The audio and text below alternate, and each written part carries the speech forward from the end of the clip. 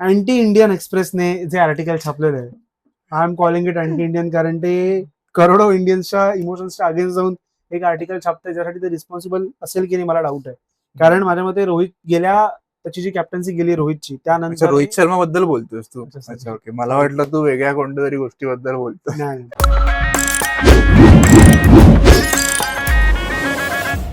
तर anti Indian एक्सप्रेसने एक article छापलंय की 19 जुलैला होणारी मॅच लॉर्ड्स वरची रोहितची शेवटची मॅच आहे. आणि माझ्या मते आर्टिकल खूपच इरिस्पॉन्सिबल आहे, कारण आतापर्यंत 4th-5th आर्टिकल आहे रोहितची कॅप्टन्सी गेल्यापासून. मी त्याला दिला हँडओव्हर केल्यापासून. चौथं वाजव, कारण मी हे पहिल्यांदा बघतो ऑफिशियली कोणतरी जेव्हा ऑस्ट्रेलिया टेस्ट मॅच सिरीज चालू होती वन डे, तेव्हा पण येतो की लास्ट सिरीज आहे का दोघांची, असं आहे का तसं आहे का, असे 2-3 मी ऐकले होते. पण तेव्हा क्वेश्चन मार्क होते. आता यांनी बघ ना, यांनी प्रॉपर तुला हे टाकलंय काय, यांनी प्रॉपर स्टेटमेंट टाकलं की शाही संपली असेल, कुड बी, शाही संपली असेल, शाही संपली. पण मला सांग, आता इकडनं नाही घेतली रिटायरमेंट, तर मग हे लोक काय करणार आहेत? पण हे जो ते सेफ खेळलेत बघ ना, ते कुड बी लिहिलं त्यांनी. हा एक्झॅक्टली. पण तू एक्झॅक्टली, मग आज जे सोशल मीडियावरती सगळे व्हिडिओज बनलेत हजारो लाखो, आम्ही त्यातले नाही होत, आम्ही त्या आधारावरती नाही बनवतो, आम्ही त्यांना कॉल आउट करायला व्हिडिओ बनवतो. सो तने तिवारी तर आदला माणूस आहे, त्याने रडला बिडला पण व्हिडिओ मध्ये, झालंच नाही, रडला नाही, पण त्याचा आतल्यात झालंच नाही की आताच मी एक्सप्रेस करून मी लेट नाही झालो पाहिजे, तो कशात लेट नाही होता त्याच्या. सो मला वाटतं की मी माझ्या साईडने ह्या व्हिडिओमध्ये ह्यासाठी नाही की रोहित रिटायर झाला तर किती वाईट असेल वगैरे. मला असं वाटतं की ह्या बातम्यांचं आता प्रमाण खूप जास्ती वाढलेलं आहे, आणि ह्याचा प्रमाण त्याच्या बॅटिंगवर जास्ती होतं. परिणाम प्रमाण माझ्यावरती म्हणतोय. नाही, पण ऑब्व्हियसली या सगळ्या गोष्टीमध्ये त्याच्यावर प्रेशर तर येऊ शकतो की भाई मला काही करून खेळायचं चांगलं, म्हणजे खेळच पाहिजे चांगलं, त्याबद्दल काही नाही. पण प्रेशर खाली खेळणं, ह्या प्रेशर खाली खेळणं वेगळी गोष्ट आहे. तुझा अख्खा लक्ष त्याच गोष्टीकडे असणार की मी जर नाही खेळलो चांगला, जर माझा परफॉर्मन्स नाही आला तर मला उद्या ड्रॉप पण करतील आणि मला रिटायरमेंट पण घ्यावी लागेल. आणि हे सगळं चालू आहे ते म्हणजे मेन तर 2027च्या वर्ल्ड कप साठी चालू आहे, राईट? करेक्ट. तो जर तिथे जर त्याचं सिलेक्शन होणार नसेल तर मग आता तो ऑब्व्हियसली त्या प्रेशर अंडर येऊच शकतो या सगळ्या बातम्यांमुळे. किंवा आणि गिल आणि गंभीरकडनं ड्रॉप ओव्हर रोहितने किंवा विराटने, फॉर दॅट मॅटर, किती छोटी गोष्ट असेल. तर अजून एक मला वाटतं की आता हे जे तू म्हटलं तेच की आता समज ऑस्ट्रेलियात रोहित बद्दल बोलत होते, पहिल्या वन डे मॅचला तो गणला, कोहली तो गणला, ठीक आहे. त्यानंतर दुसऱ्या मॅचला रोहितने 70-60 रन केले आणि तिसऱ्या त्याने सेंचुरी मारली, ठीक आहे. आता ऑस्ट्रेलियामध्ये जी ओडीआय झालं होतं तेव्हा. सो मला वाटतं की तो एक कमबॅक परफॉर्मन्स देतोच 1 किंवा 2, पण मला वाटतं it's more of for his place. तो त्यासाठीच खेळतो असं नाहीये, पण मला वाटतं ते इन्स्टिंक्ट तसं डेव्हलप झालं असणार आहे आता, जे की रोहित होतं. पुढची 1 वर्ष मला प्रूव्ह करत राहावं लागणार आहे की भाई मी वर्थ आहे, मी टीम मध्ये जे की ऑब्व्हियसली तो वर्थ आहे, तो चांगला खेळू दे किंवा नको खेळू दे, आय गेस. आणि अननेसेसरी प्रेशर वाटते हे मला. करेक्ट.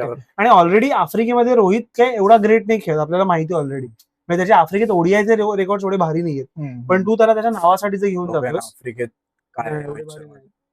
मला एक सिरीज लक्षात आहे, ज्यात त्याला स्टेनने 16 का 17 बॉल डॉट काढले होते सलग. हा माहितीये, ती वनडेची. सो वन डे वर्ल्ड कपच आहे ना. आणि मला असं वाटतं की त्यात त्याचा फॉर्म पण रोहित त्याच्या नावासाठी, त्याच्या ऍटिट्यूड साठी खेळण्याच्या टीम मध्ये असं असेल, आणि त्याच्या परफॉर्मन्स वर पण ऑब्व्हियसली, बाकी परफॉर्मन्सेस वरती. सो त्याच्यावरती आफ्रिकेत उगाच ते प्रेशर येणारच आहे. आणि मग मला वाटतं की जर वर्ल्ड कपला जागा सिक्युअर झाली तर त्याचा तेवढा फिअरलेस इम्पॅक्टच नसेल टीम. साऊथ आफ्रिकेत 38चा ऍव्हरेज आहे. 38चा ऍव्हरेज कसा काय? नाही वर्सेस इन साऊथ आफ्रिका बघतो. अच्छा, okay. In south Africa, in south Africa, हा, इन 19चा ऍव्हरेज आहे. सो तो ऑलरेडी वाईट ऍव्हरेज आहे. पण मला माहिती, आपल्याला जेवढं माहिती की 2018 नंतर तो ओडीआय नाही खेळला साऊथ आफ्रिकेत. इंडिया तरी खेळली का डाऊट. 2011 ते 2018 पर्यंत ते 14 मॅचेस, 2056 रन, 256 रन आणि 19चा ऍव्हरेज आहे. एक सेंचुरी आली त्याची फक्त. हा, ती पण मला माहिती आहे, विराट आणि राणेला रनआउट करून काढली. बेस्ट कितीचा आहे? 115चा बेस्ट. 30 सेंचुरी, बरोबर. तर मला वाटतं की ह्या इतक्या प्रेशर मध्ये तो खेळून जरी गेला ना आफ्रिकेत, तर मला वाटतंय की वर्ल्ड कपला जाऊन तुला माहित नाही की काय होऊ शकतं. बरोबर, वर्ल्ड कप तो कदाचित त्याच्यात ती जागेची भूक निघून गेली, तो का खेळेल, त्याचा एक ते त्याची ती हेच संपेल, मला वाटतं ऊर्जाच संपेल. जसं की मला वाटतं की विराट, इफ यू रिमेंबर, विराट जेव्हा खूप लहान होता त्याचा एक इंटरव्ह्यू खूप नंतर व्हायरल झाला होता, सेहवागवाला. त्या व्हिडिओ तो केवढी बरोबर गोष्ट बोललाय की तेव्हा 7च्या वर्ल्ड कपला पण सेहवागला नेताना ते लोक असंच बोलले होते की काय आम्ही फक्त त्याला एक चान्स देऊन बघतोय जे काय असेल ते. आणि तू ऑब्व्हियसली वर्ल्ड कप मध्ये सेहवागच्या बॅटिंग मध्ये तो प्रॉब्लेम बघितलास काय होता. सो सेम रोहित शर्मा सोबत नाही झालं पाहिजे. आणि मला वाटतं की इंडियन सिलेक्टर्स आणि इंडियन बोर्ड इन जनरल शिकतच नाही स्वतःच्या चुकांमधून. बरोबर. आणि communication is the key I guess. ते वैभव सूर्यवंशी बरोबर पण तेच होणार आहे, संजू सॅमसन बरोबर पण तेच होणार आहे, आता रोहित शर्मा बरोबर पण तेच होईल कदाचित. सो सिलेक्टर्सनी आणि कोचनी आय गेस कम्युनिकेशन करावं खूप चांगलं असं मला वाटतं. आणि इव्हन सगळेच हे बोलतात, रविचंद्रन अश्विन हे बोलतोय, अजिंक्य रहाणेने संजू सॅमसन साठी पोस्ट टाकलेली की होप संजू सॅमसन बरोबर कम्युनिकेशन झालेलं असेल. अजिंक्य रहाणेने स्टोरी टाकलेली प्रॉपर या गोष्टीची. आणि मग वैभव सूर्यवंशीला एकतर 3 मॅच नंतर का बसवलं मला अजून नाही कळतंय. सो हे जे काय पटापट चेंजेस होतात ते T20 मध्ये केले ऑब्व्हियसली, पण इन जनरल जर ओडीआय मध्ये पण आता ते रोहित शर्माची जसं हे आपण रुमर पकडूया, जरी रुमर पसरलं असेल तरी ते रोहित शर्मापर्यंत पोहोचलंच असेल. बरोबर. आणि तो पण रील वगैरे बघतच असेल तने तिवारीच्या. आज तने काय म्हणतोय, त्याची व्हिडिओ पाहिली असणार आहे ती. मला वाटतंय आता ऑब्व्हियसली आपल्या दोघांसारख्यांना तर ऍक्सेसच नाही या गोष्टीचा, रिअल ऍक्सेस. माझ्या मते कदाचित तने तिवारीला असेल आणि तरी तो व्हिडिओ बनवतोय, तर कदाचित कितीतरी तथ्य असेल. आणि तथ्य नसेल तर त्यांनी बनवलं असेल. आता इंडियाच्या बॅटिंग कोचने येऊन क्लॅरिफाय केलंय की रोहित शर्मा बरोबर असं कोणते कम्युनिकेशन झालेलं नाहीये, म्हणजे रिटायरमेंट फिक्स आहे. त्याने म्हटलं म्हणजे फिक्स आहे. पण मला वाटतं की एक कोणीतरी ऑथॉराइज्ड पर्सन येऊन या गोष्टी काय म्हणतो ना कायमच्या संपवल्या की आम्ही 27व्या वर्ल्ड कपला रोहितला बघतोय किंवा नाही बघतोय.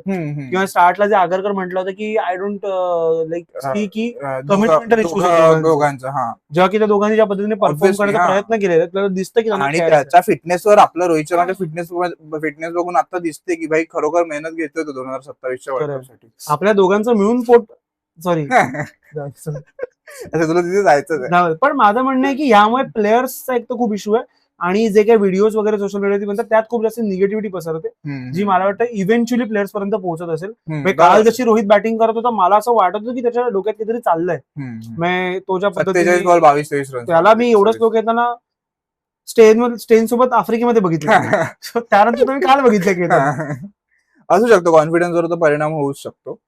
असं तेच आहे, गंभीर आणि आगरकरनी आय गेस बघावं, लक्ष घालावं यात की भाई प्लेयर्सला कॉन्फिडंट फील व्हावं.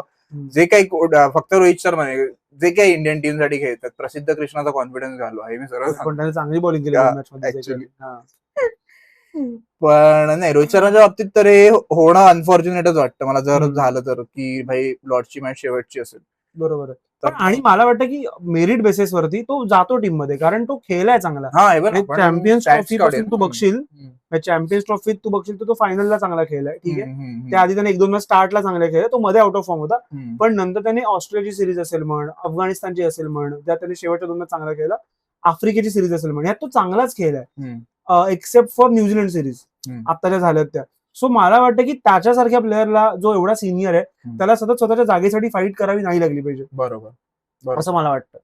म्हणजे तुम्ही त्यांना क्लिअर सांगा की तुम्ही, आणि मला ह्यातही नाही वाटत चुकीचं की कदाचित तुम्हाला त्याला नसेल न्यायचं, पण आता मला ह्यासाठी खूप लेट वाटतं झालेलं आहे. कारण आता 1 वर्ष फक्त वर्ल्ड कपला आणि ह्या एका वर्षात टीम तुम्ही सतत चेंजच नाही करू शकत. तुम्हाला त्या टीमला वर्षभर तसंच खेळावं लागणार, रिदम मध्ये येण्यासाठी, तुमची टीम बॉन्डिंग जी काही असते ती त्या सगळ्या गोष्टी बनवण्यासाठी म्हण, या ही जेलअप होण्यासाठी म्हण, तुम्हाला एकत्र आणावंच लागणार लोकांना. तुम्ही सतत चेंजेस करून नाही वर्ल्ड कप चांगला जाणार तुमचा. बरोबर आहे. आणि गंभीरचा आपण रेकॉर्ड जसा बघतोय, एक चॅम्पियन्स ट्रॉफी आणि T20 वर्ल्ड कप सोडता, इट्स नॉट ग्रेट.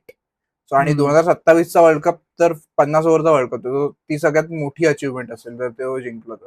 करेक्ट आहे. आणि मला त्याचा प्रेशर वेगळं असणार.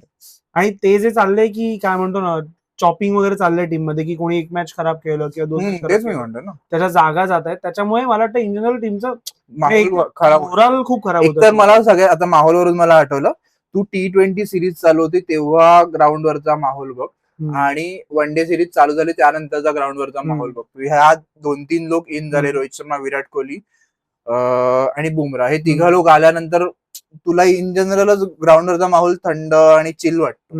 आधीचा मला तसा नव्हता वाटत. T20 सिरीज खूप असं अस्ताव्यस्त वाटले मला सगळ्या गोष्टी, म्हणजे बघताना बघून तरी वाटत होतं बाहेरून असं. बाकी आत काय असेल तर आपल्याला माहित नाही. जर कोणी असेल इनसाइडर तर कळवा आम्हाला. आणि एका दिवसात जो काही अख्खा प्रकार चाललाय, म्हणजे ऑलमोस्ट त्याच्यासाठी ऑर्बिच्युरी लोकांनी जे काही लिहिल्या त्याच्या करिअरसाठी रोहित हा शर्मा म्हणजे जवळपास जीव गेल्यासारखं गेलं हा, लोकांनी. काहीतरी कोणीतरी येऊन अकाउंटेबिलिटी घेतली पाहिजे माझी म्हणजे रोहितची, हम्म, आणि सांगितलं पाहिजे की हे खरं आहे किंवा नाही आम्ही ते काय विचार करतो ते. बरोबर. आणि ते क्लिअर करून टाकावं. आणि मला वाटतं की रोहितच्या बॅटिंगवरचा खूप परिणाम दिसतोय. हम्म. आणि मला वाटत नाही की त्याने जेव्हापासून वन डे नाही मला नाही वाटत तोपर्यंत ती मॅच जेव्हा चालू होती कालची. सेकंड मॅच जेव्हा चालू तेव्हा ही न्यूज नव्हती आली बाहेर, पण- काल रात्री आली आहे ही बाहेर. बरोबर आहे. राईट. सो मला पण नाही मला वाटत वाटतं की ह्या सगळ्या बातम्यांसाठी कुठे ना कुठे काहीतरी असेल ना, मला वाटतं काहीतरी कुठेतरी काय म्हणतो वावडी उठली असेल असं मला वाटतं. असू शकतं. किंवा हे तर फक्त धुवा तो उठाही रहेगा अगर आग लगी है तो. बरोबर.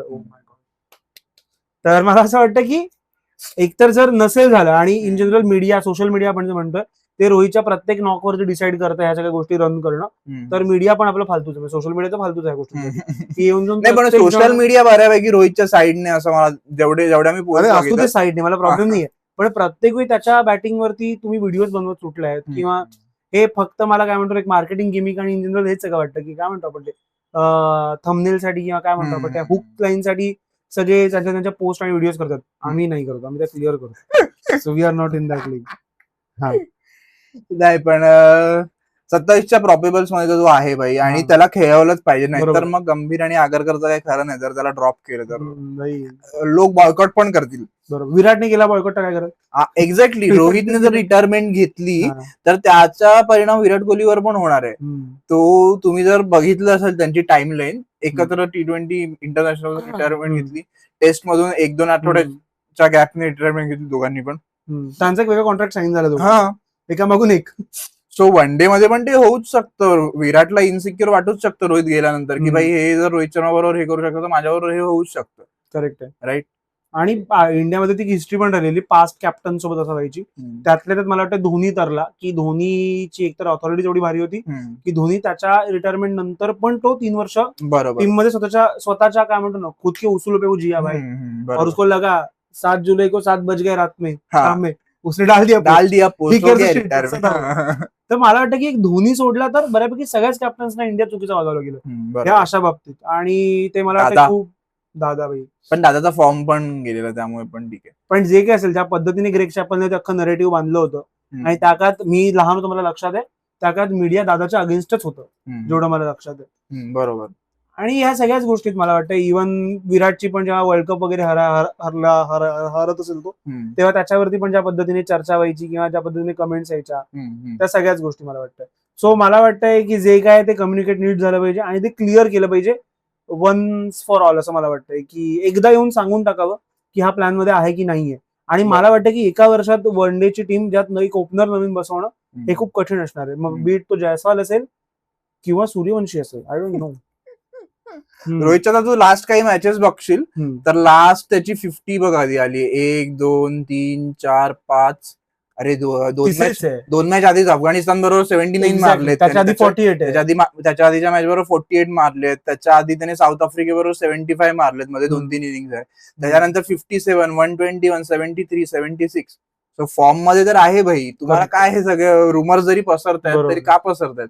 लास्ट जर तू 1, 2, 3, 4, 5, 6, 7, 8, 9, 10, 11, 12, 13, 14, 15, 16, 17, 18, 20 इनिंग्स मध्ये 1, 2, 3, 4, 5, 6 50 प्लस स्कोर आहेत, एक सेंचुरी आहे त्यात, आणि आवडते 48 पण आहेत 26-20 वर. सो रन्स तर येतात, ते उगाच ते काही चालू आहे, ते माझ्या मते चालू आहे. सो आय गेस काही गरज नाही आहे या सगळ्या गोष्टींची. करेक्ट आहे. येस. आणि तुम्हाला काय वाटतं ते सुद्धा सांगा तुम्ही. रोहित शर्मा रिटायर होईल की नाही होईल? आमच्यामध्ये तरी नाही होणार, या सगळ्या रुमर्स आहेत आणि न व्हावा असं मला वाटतंय. आतली इच्छा माझी असते, पण मला वाटतं जर सतत हेच सगळं चालूच असेल तर मला वाटतं रोहितने स्वतःच ठरवावं. त्याने सतत ह्या नरेटिव्ह मध्ये त्यांना कदाचित माहिती पण नसेल, असंही असू शकतं कदाचित, पण मला वाटतं की एक क्लिअर कम्युनिकेशन त्यांनी रिसीव्ह करावं आणि त्या पद्धतीने बॅटिंग करावी. कारण त्याच्या बॅटिंग मधनं एक थोडा चाम तर गेलेला वाटतोय मला आता. पण तू 2 इनिंग्स वर म्हणतोस नाही, मला असं वाटतं की इन जनरल त्याच्या बॅटिंग मध्ये ते खूप आलेलं आहे असं मला वाटतंय. ठेवून खेळण्यापेक्षा एक तुला फिअर कळतंय की तो थोडासा वेगळाच खेळतो आता, असं मला वाटतं. माहित नाही त्याच्या डोक्यात काय चालू होतं, त्यालाच माहित असेल. आणि रोहित, जर तू हा व्हिडिओ बघितला तर कमेंट करून सांग मला काय चालू होतं या डोक्यात. येस. आणि गौतम गंभीर आणि आगरकर प्लीज भाई, त्याला 27चा वर्ल्ड कप खेळू दे. येस. आणि तुम्हाला काय वाटतंय ते सगळं आम्हाला कमेंट्स मध्ये नक्की सांगा. आणि लाईक करा, शेअर करा, सबस्क्राईब करा. मांडीला खाजला क्रिकेटवरचा पहिला मराठी पॉडकास्ट. येस.